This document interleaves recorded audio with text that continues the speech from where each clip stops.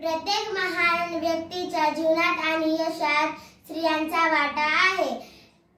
अशा या महान स्त्री शक्तीला माझा मानाचा मुजरा।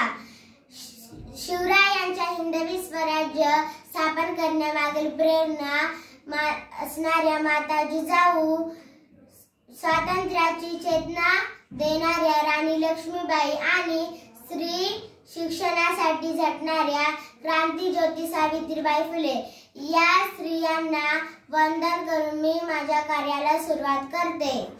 ज्याला स्त्री आई म्हणून कळली तो जिजाऊचा शुभा झाला।